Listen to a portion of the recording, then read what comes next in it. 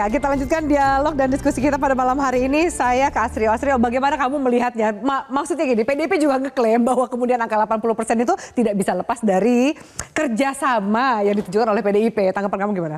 Iya, Mbak Afi. Jadi memang tentu saja senada dengan apa yang sudah disampaikan. Partai Gerindra mengapresiasi dukungan yang begitu besar, kepercayaan yang telah diberikan oleh publik di 3 bulan pertama masa pemerintahan Presiden Prabowo. 3 bulan dari 60 bulan. Yang artinya kalau dipresentasikan itu masih sekitar 5%. Ya. Masih sangat panjang sekali dan jangan lupa kalau kita berbicara siklus anggaran efektif Presiden Prabowo itu sebenarnya ini baru masuk di bulan pertama, yaitu di tahun anggaran 2025. Tapi kami dari Partai Gerindra mengapresiasi dan bersyukur bahwa di 5 menit pertama ibaratnya kalau dalam pertandingan sepak bola sudah banyak gol-gol yang tercipta. Kita berbicara beberapa program signature dari Presiden Prabowo yaitu makan bergizi gratis setelah resmi dimulai di tanggal 6 Januari.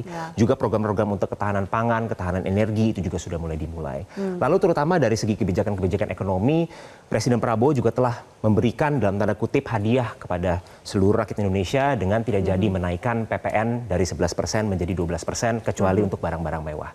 Dan juga perlu kita sadari baru-baru ini telah terbit Inpres 1 tahun 2025 di mana Presiden Prabowo menginstruksikan baik pemerintah pusat maupun pemerintah daerah untuk melakukan efisiensi anggaran yang sama sekali dinilai tidak produktif atau tidak perlu dilakukan.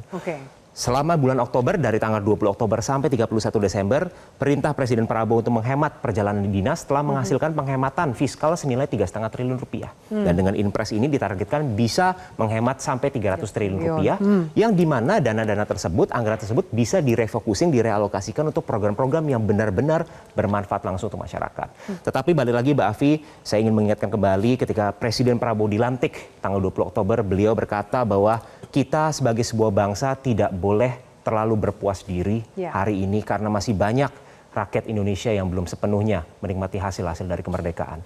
Tantangan kita masih banyak ke depan, terutama dari segi geopolitik.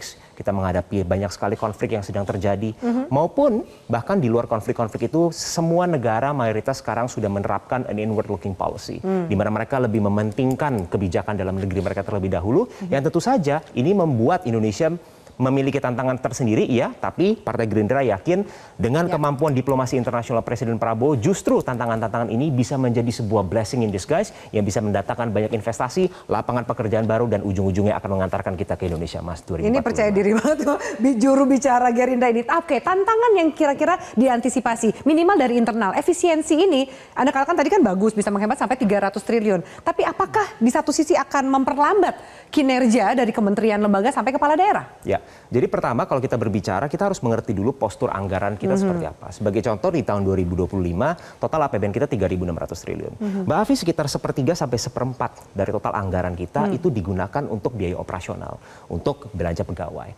Lalu 1/4 lagi itu dilari ke daerah untuk transfer ke daerah yang sebagian besar juga untuk mendanai belanja-belanja pegawai di masing-masing daerah. Kita harus mengetahui bahwa memang salah satu komponen GDP itu memang adalah government spending. Tetapi yang Presiden Prabowo ingatkan dalam Inpres tersebut adalah meng-cut spending yang tidak berkontribusi terhadap ekonomi, yang tidak berkontribusi pada kesejahteraan masyarakat. Sehingga dengan efisiensi ini justru budget yang bisa dihemat itu bisa dialokasikan untuk spending yang jauh lebih berkualitas, yang justru dapat semakin meningkatkan kinerja ekonomi kita ke depannya. Oke, Mas apa mau menanggapi nggak soal 300 triliun ini? Ini memang statement yang sangat baik, tapi apakah akan mengganggu kinerja kementerian lembaga sampai kepala daerah? Ya kan biasanya di akhir tahun biasanya. Tahun kemarin kan tidak ada diskusi-diskusi FGD, kunjungan ke luar negeri, karena itu sudah dikurangi tadi berapa 3,5 T ya. Nah jadi artinya kesana juga. Jadi yang akan menderita ini dalam tanda kutip adalah ASN. Karena tidak dapat tambahan-tambahan tadi. Karena biasanya ASN itu memperoleh tambahan-tambahan dari kunjungan ke daerah atau ke luar negeri gitu ya. Lalu bikin diskusi, seminar gitu. Nah kalau itu tidak ada berarti kan tidak ada hanya gaji plus tunkin mungkin. Ya dosen-dosen itu. Nah itu saja. Kalau pembangunannya tentu pakai prioritas. Karena kan masih ada tagihan yang besar yaitu IKN, tagihan kereta cepat. Ini yang besar-besar ini. Ya, dan hal-hal lain yang harus dipenuhi. Nah uangnya dari mana itu? Makanya Pak Presiden kan bilang pertumbuhan harus 8%. Karena kalau tidak nggak ngejar itu. Nah kalau pinjaman saya pikir juga agak sulit gitu ya. Tidak semudah mengundang investor, juga tidak semudah karena track record kita berinvestasi itu belum baik. Jadi asing, dan mungkin daya saing dengan negara-negara tetangga. Iya, karena itu tadi akhirnya larinya ke Vietnam, ke Thailand yang seharusnya mereka kita lebih maju karena mereka baru merdeka tahun 75 kan. Nah, tapi kita lari semua karena tadi ada mekanisme logistiknya mahal. Ya. Dan itu yang harus dipikirkan oleh Menteri Infrastruktur untuk bagi Menko untuk bagaimana membuat kos logistik ini turun sehingga daya saing baik, sehingga investor datang, dan juga tabiat-tabiat swasta kita yang ngemplang utang dan sebagainya itu juga harus dihitung, yang harus juga dibereskan oleh Pak Presiden. Anda yakin bahwa kemudian efisiensi yang ditargetkan oleh Presiden Prabowo ini bisa berjalan sampai 5 tahun masa kepemimpinan beliau? Atau mungkin karena di awal masih wait and see semua nih? Ya, bisa saja asal satu, korupsi dihentikan. Kalau tidak itu akan semakin suffer, sudah dikurangi lalu dikorupsi. Presiden kan setelah pelantikan ya, kalau tidak salah bilang korupsi segala macam akan dikejar sampai Antartika. Nah, harus itu dilakukan. Karena kalau tidak agak repot karena anggaran terbatas. Soalnya pendapatan juga utang belum keluar karena juga dunia juga sedang tidak baik-baik saja. Kita tunggu setelah Trump duduk di posisinya kembali seperti apa kan. Mereka juga ada beberapa belas executive orders ya. Yang itu juga sangat buat kita akan berdampak ketika kita tidak hati-hati. Khususnya menteri-menteri ekonomi harus bekerja keras termasuk perindustrian, perdagangan. Ngomongin soal menteri, tadi ada juga saya kembali loh Mas Ciko statement tadi soal menteri. Untung gue ngambungin menteri. Iya kan? Kalau kemudian tadi kan cukup percaya diri lah gitu statement yang disampaikan oleh Astrio gitu bahwa ternyata di balik ada tantangan tetap ada peluang. Kalau melihat nggak bisa presiden sendirian, harus ada pembantu-pembantunya ya kan. Bagaimana Anda melihat ini roda pembantunya sesuai dengan roda pemimpinnya atau enggak? So far sebagian besar saya rasa sesuai, tapi juga ada catatan di sana sini. Tentu Afi pasti akan memancing nama, tapi saya nggak akan ngomong. Ya udah kalau saya nggak mancing deh. Tapi nama-nama yang beredar. Tapi pada prinsipnya gini, Pak Prabowo sendiri kan juga baru bekerja dengan orang-orang ini juga baru gitu ya. Tentunya dia juga tapi ada juga yang lama, nama-nama yang keluar kan yang lama dan saya ya rasa kan. lama Cuma ganti posisi menterinya aja. Oke aja, tapi banyak orang-orang baru yang dia baru bekerja dengan, artinya dia juga pastinya akan menilai. Dan dia juga Pak Prabowo juga banyak target-target yang akan ingin dipenuhi dan tentunya beliau juga akan pada waktunya nanti mengevaluasi gitu. Dan ini suatu hal yang tidak terelakkan. Kita sudah mengalami beberapa pemerintahan, reshuffle itu bukan hal yang luar biasa, hal yang biasa. Tapi saya rasa kalau di 100 hari pertama juga terlalu dini. Tapi kembali, kita ada catatan-catatan terkait hal-hal yang mungkin remeh-temeh, tapi rasa-rasanya nggak perlu terjadi gitu ya. Jadi contohnya ini soal kepantasan aja gitu ya, soal forerunner, soal marah-marah pada pegawai di luar di demo, batas gitu ya kan, soal hal-hal yang terkait menggunakan kop surat misalnya untuk kepentingan pribadi gitu. Tetapi kan agak lucu sebenarnya. Ini kan seharusnya nggak terjadi. Ini jangan posisi-posisi yang begitu penting ini jangan dijadikan posisi yang kita learning by doing gitu ya. Ini nggak boleh. Ini udah harus learning dari awal gitu kan. Betul. Seharusnya sudah siap untuk bisa menduduki posisi-posisi yang sangat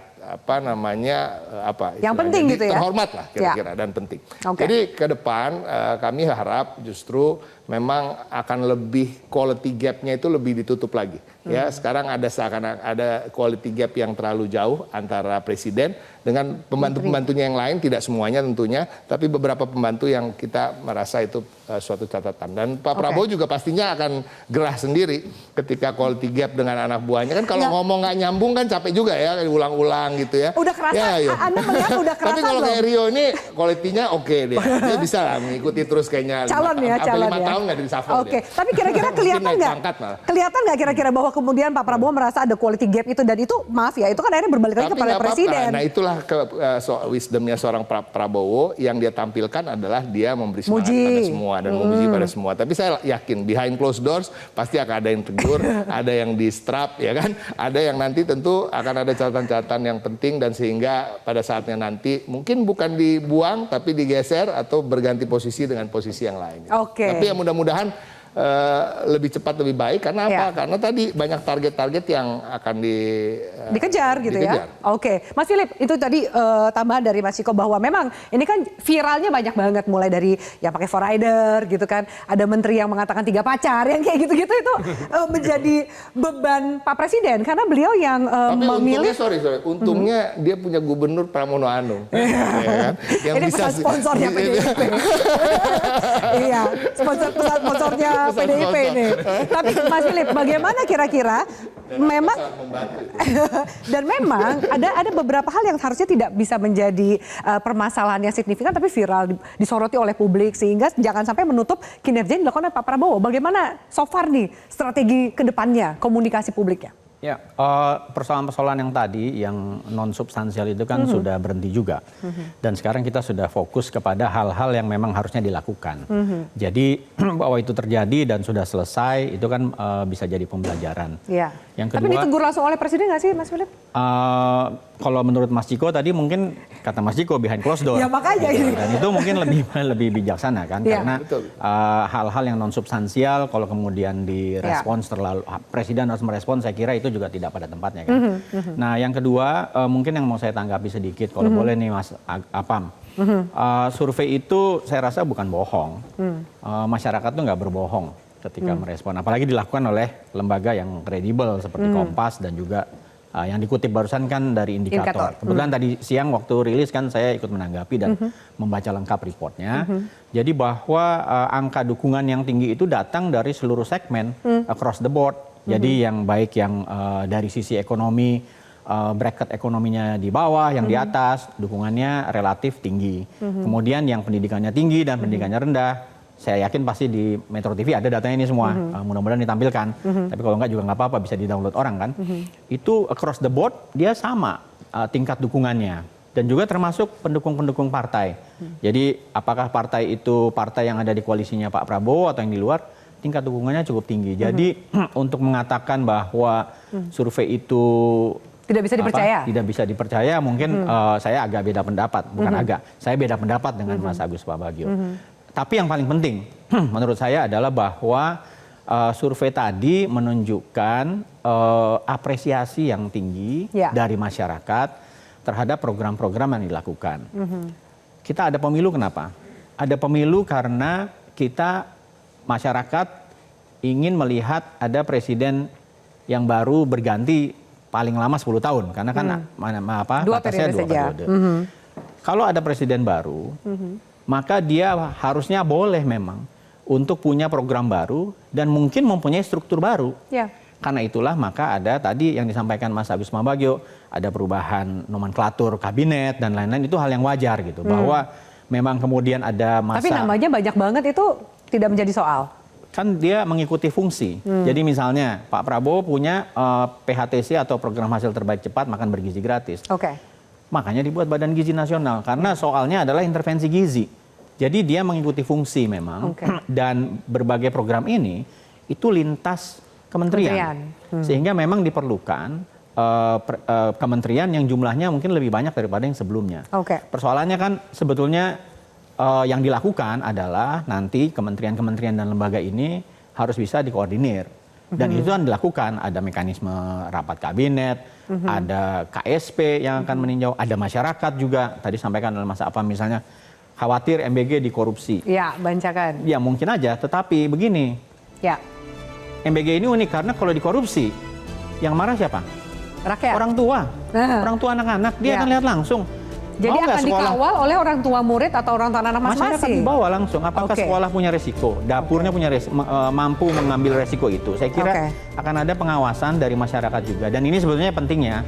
Jadi pengawasan bukan hanya dari pemerintah, tetapi juga dari masyarakat. Oke, baik. Kami akan lanjutkan soal kejutan yang disampaikan oleh Presiden Prabowo. Kejutan seperti apa yang bisa diharapkan setelah 100 hari kinerja pemerintahan beliau? Kami akan lanjutkan pembahasan ini, pemirsa. Tetaplah bersama kami di Metro TV.